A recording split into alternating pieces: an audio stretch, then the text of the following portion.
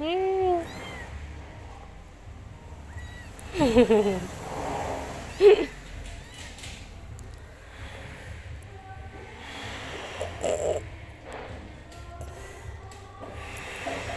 cả người sẽ ập một cái sợi mập mà là cái mập trên kề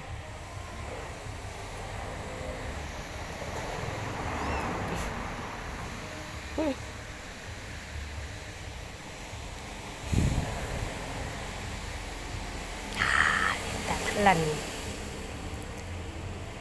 sợ các bà nét một đôi mày á biết không